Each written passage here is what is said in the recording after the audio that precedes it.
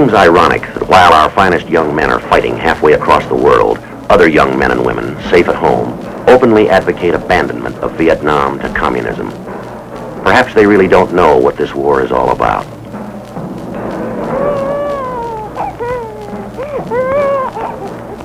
In the words of a battle-weary young Marine, they would understand if they'd cross this 10,000 miles of ocean and live with us. A day in Vietnam.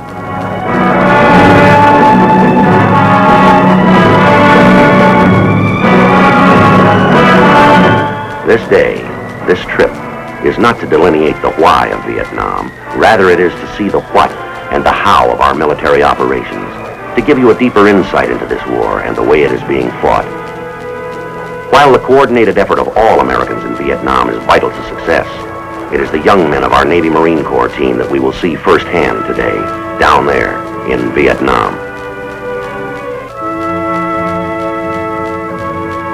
We've landed on the big airfield at Da Nang and will travel directly to the headquarters of the 3rd Marine Amphibious Force for a briefing by the operations officer.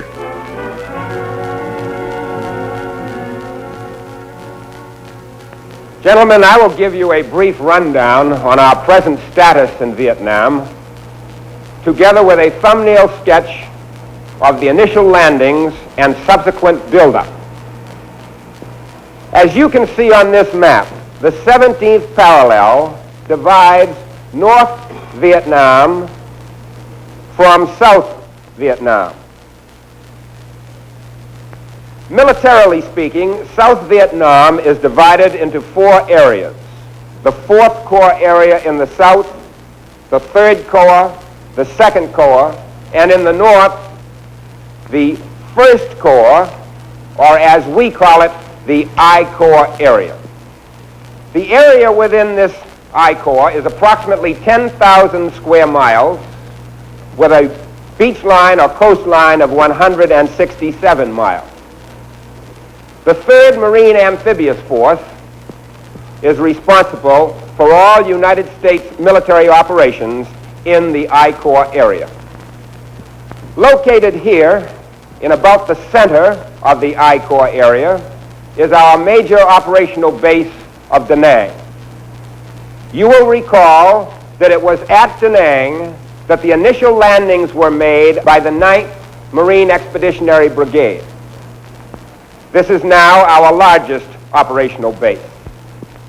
At about here, approximately 50 miles to the south of Da Nang, is the operational base at Chu Lai. The Marines and the Seabees have built a small airfield for tactical support. Our 3rd operational base is approximately 45 miles to the north of Da Nang. It is the base at Hue Phu Bai. Now, although the bulk of our Marines are located in or around these 3 bases, I want to point out that the Marines of the 3rd Amphibious Force have been fighting from one end of the I Corps area to the very other tip. With so many new and different things for you to see, it is difficult to sort them out in any order. However, it's quite easy to choose what you should see first. Our Marines. They're the finest. These Marines have just returned from a tough battle in the north. They are now in a defensive perimeter. Their weapons are cleaned and cared for before a thought can be given to personal comfort. A matter of importance in the life of a professional fighting man. This is neither a clean nor an easy life for our men, but they've learned to accept the physical hardships of battle as their fathers did before them.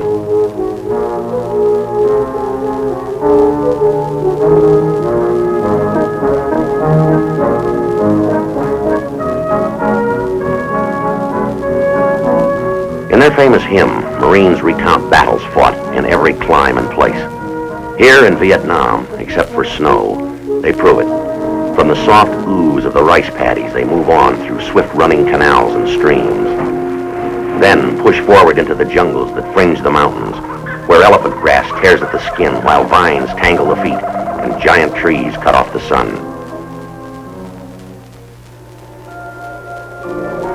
But it's not just a matter of long walks in the tropical heat. Each and every step must be a cautious one, for the Viet Cong have prepared the way with mines and booby traps. So watch your step. A false one and your ankle is pierced by the nails of a crudely cunning trap that only digs deeper as you fight to pull away.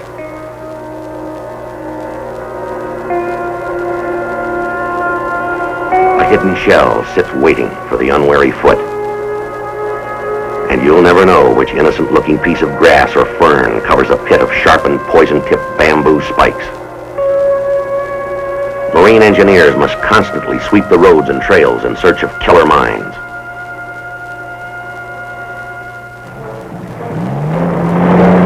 The troops must provide a screen of security behind which Americans can assist the Vietnamese in the revolutionary rebuilding of their nation.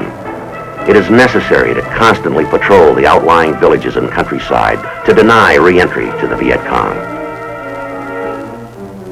Marines initiate literally hundreds of small patrols and ambushes throughout the I Corps area each week. But one of the most difficult jobs in this war without a front is to distinguish friend from foe. Each person must be carefully searched and identified. Whether VC are turned up by such scrutiny or captured in combat, they are treated with scrupulous fairness under the international rules of the Geneva Convention.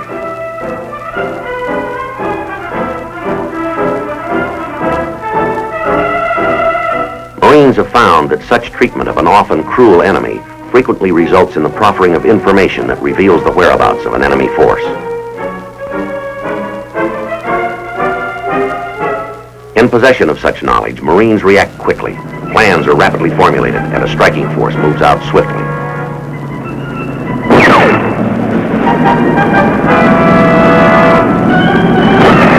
As they move in on the enemy position, they are met by intensive small arms fire. It results in some casualties, but the attack is carried to the enemy stronghold.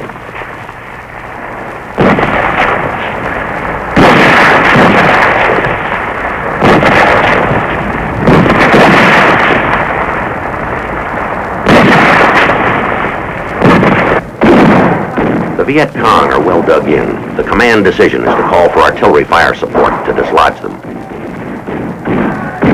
The observer gives the exact location to ensure the safety of friendly elements close by.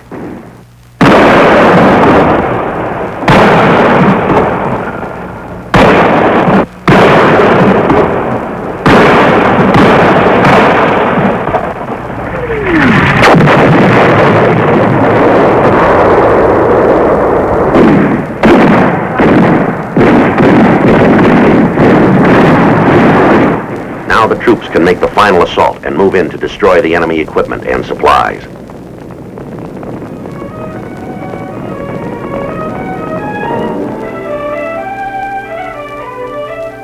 Many of the hamlets our troops approach are known to be friendly, but even they must be approached cautiously, for emotional reactions are primal when villagers are first confronted by men with weapons.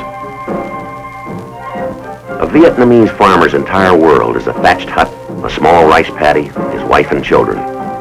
For the past quarter of a century, his village has been a battleground, completely isolated by Viet Cong destroyed bridges and mined roads. The VC wanted food, they took his rice. They wanted soldiers, they shanghaied his sons. His village chief objected and was beheaded. His neighbors who protested were beaten. He can trust no one.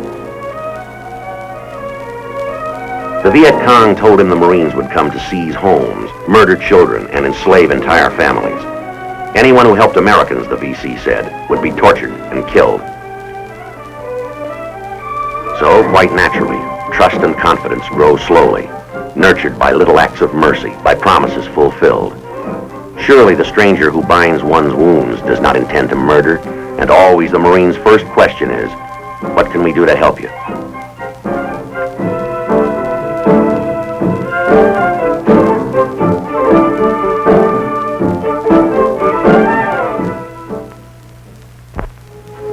When the Viet Cong have been driven out of the area, a combined action company is formed to provide security for the village. Marines and South Vietnamese popular forces, militiamen from the village, work and train together in this company. Their patrols and ambushes prevent Viet Cong reinfiltration. The villagers and their headman live unmolested.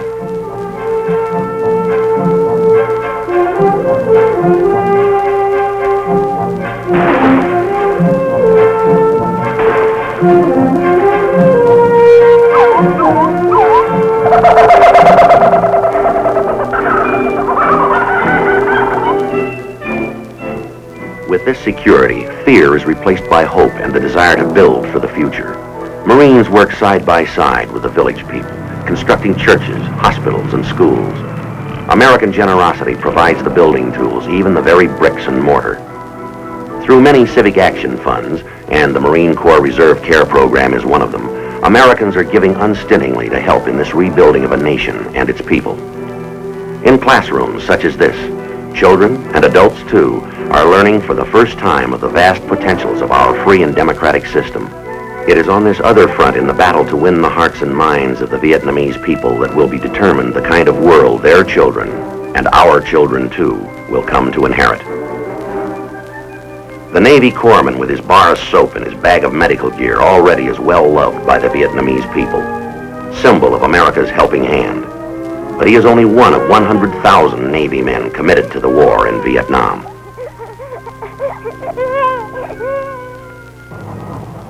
For many of the Blue Jackets, it's an unusual new kind of shallow water warfare, operating fast, small boats, ground effects machines, and shallow draft transports. They hunt down and destroy the waterborne Viet Cong and act as advisors to the Vietnamese Navy as they move their troops along the water high roads for an attack on a riverside VC encampment.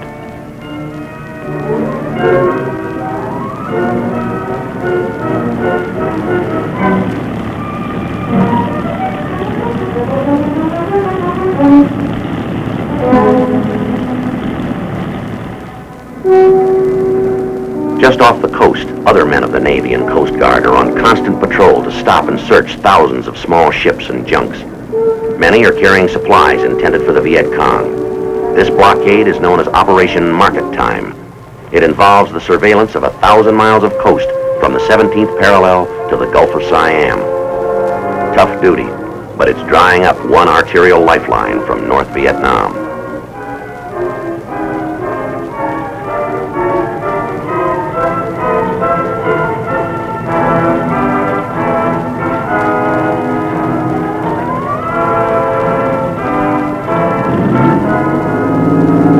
Well offshore, in the deep blue of the China Sea, is the backbone of our Navy surface forces, the aircraft carrier.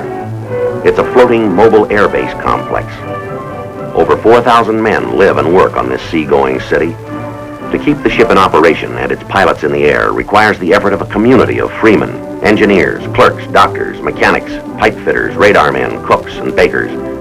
Their working day averages 12 hours.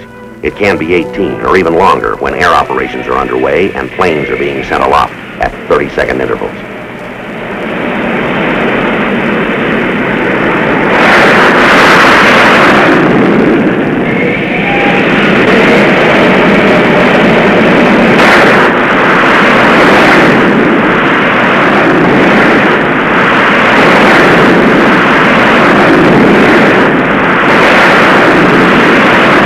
About half of all the combat sorties over North Vietnam have been flown by Navy and Marine pilots. It's a dangerous job, and sometimes not all the planes come safely back.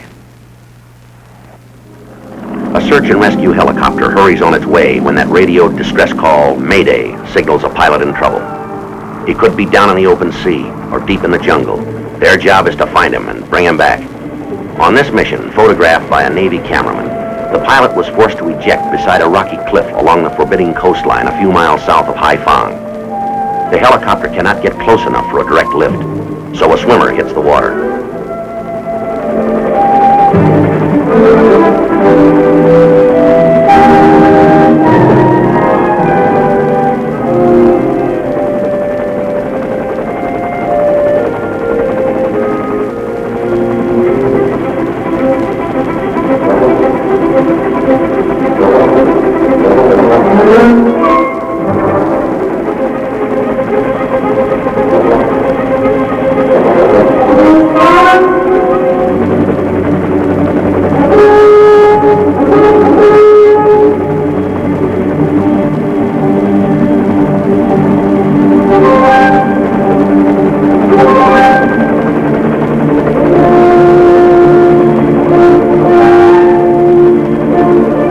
Search and rescue is costly, difficult, and dangerous, but the value placed on a single life makes any effort worthwhile.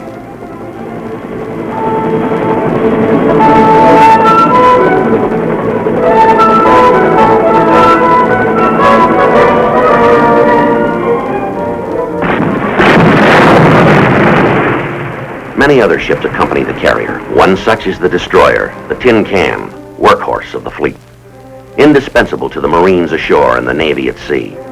In Vietnam, the skillful placement of supporting fire destroyers has often been a vital factor in the success of Marine infantry operations ashore.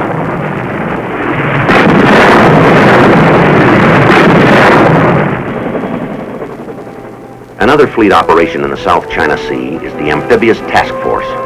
It supports teams of Marines and their helicopters that collectively are known as the Special Landing Force. The SLF operates from a specially designed ship that is a combination troop ship and helicopter carrier called an LPH. With almost lightning speed, the Special Landing Force can strike from the sky by helicopter and across the beach by amphibian vehicles in a highly effective two-pronged assault. The SLF has been employed at many points along the coast of South Vietnam. These Marines are part of the air attack group in the operation in which we're going to participate today. As they head toward land and a new battlefield, the minds of the fighting men are occupied with their own thoughts, their own prayers. Even for those who have taken part in many previous operations, the race toward a new unknown always carries with it that special feeling in the pit of the stomach.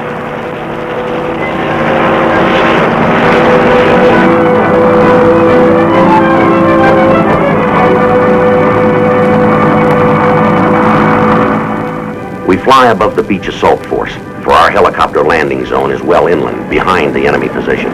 We expect to catch him by surprise.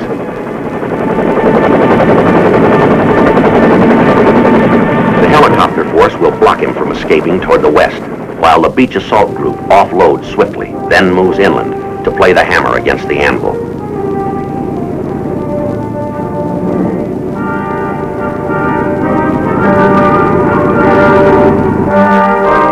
As Marines push through the jungle, they must overcome natural obstacles as well as the enemy hiding someplace in the dense growth.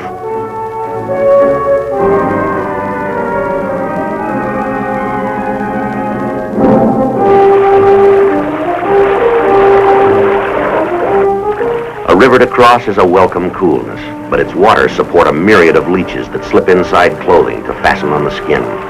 The wounds they leave are easily infected in this tropical climate.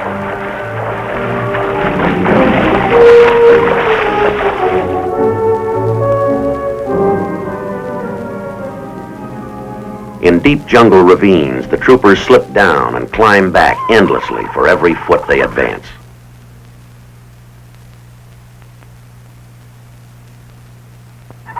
Now you are with them, and watch where you step and where you grab. A movement in the shadow beneath you could be a vicious giant rodent. A harmless-looking vine might be a poisonous snake. Even the trees in this rainforest are hostile. They grow so thick their triple canopies bring darkness at noon. Hang on to the man in front of you, or you're lost in this midnight gloom. Then, suddenly, out of the misty darkness, contact.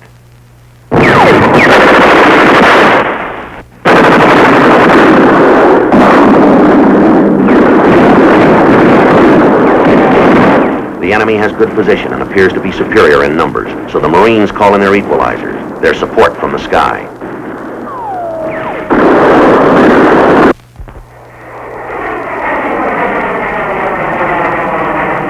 This is the moment for which these pilots have been prepared, for which they've been ready and waiting.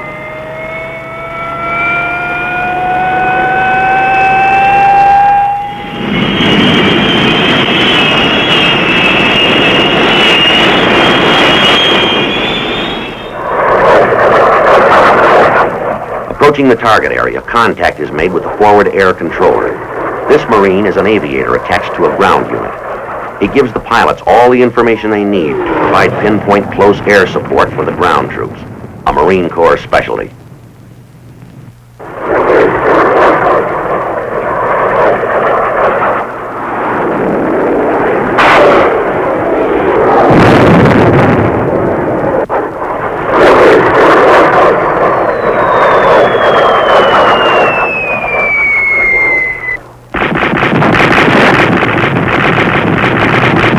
Was needed to even up the odds, and the infantry action is positive and powerful in destroying the remaining enemy.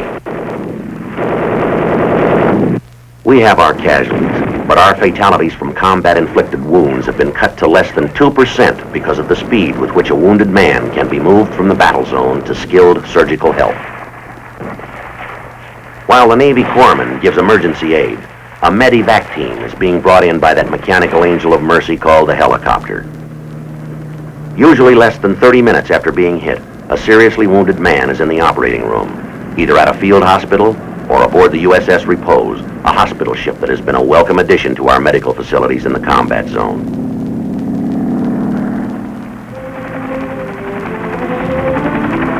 The gleaming white ship carries everything that would be found in the most modern hospital ashore. A full staff of doctors, nurses, and corpsmen functions with the same efficiency as the crew that moves the ship into the area where the action is. Though battle wounds are the cause of most of the serious casualties, there are many more that result from the environment. Heat prostration, immersion foot, malaria. These can be as devastating to our combat effectiveness as bullets or pungi pits. But the knowledge that quick and sure care is close at hand helps keep morale high in the rice paddies.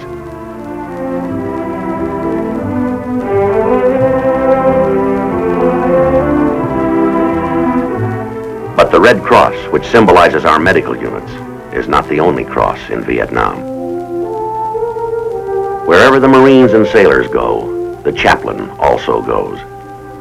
Whether it is for moral and spiritual counseling, a friendly word to a lonely man, or the softening of unpleasant news from home, the chaplain is on the scene. Be it a stretch of sand or a clearing in the jungle, it becomes a church as he sets up his altar. The men gather to worship in the same familiar routine of devotion as their families back home. As he holds service, the chaplain cannot dismiss the thought, will they all return? He knows full well they won't all come back alive.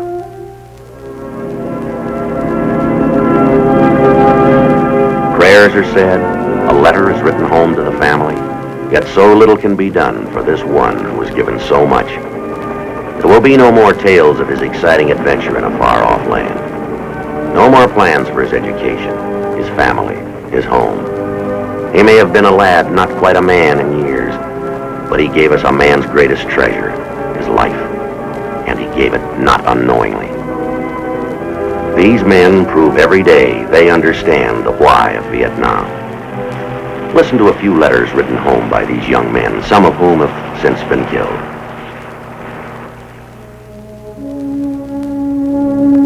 Those boys who are burning their draft cards, marching in protest, getting married, and hiding behind an education just show me that they aren't mature enough to accept the responsibility of being an American, and therefore they don't deserve to be called Americans. Mom, I don't want to die over here, but if there's what it takes to make the world a better place for you and Dad and everyone to live, then giving my life won't be in vain. I try to love my fellow man, no matter who or what he is. I find it hard to believe that American men and women really object to U.S. servicemen being here in Vietnam. If those people who parade, protest, and tell us we're fighting a useless war had to live without their freedom, they change their point of view. Please don't think I'm trying to talk or act like a hero, because I'm far from it. I'm just trying to do my part in this war. But it's a war that I'd gladly give my life for if it'd help bring freedom to the people here and help it grow stronger in our own country. The day I left home to come over here, I kissed my kids goodbye and my wife had tears in her eyes. I'm just like thousands of other servicemen here in Vietnam who dream of seeing our families and loved ones again. I do not wish to die here, but I have no fear of death. I know my God is real, and my trust and faith is in Him. Keep praying for me, as I shall pray for you. It's a lousy war, as is any war, but it's going to be fought sometime, someplace. I hate to see what it's doing to these poor people here in Vietnam, but I'd rather be here than in Minnesota. If and when my time to go comes, I will go. I'll go because I know the meaning of the word freedom. I'll go because I love my family, I love my country, and I love my God. Call it any name you will, from foolishness to sacrifice, but be sure to include love.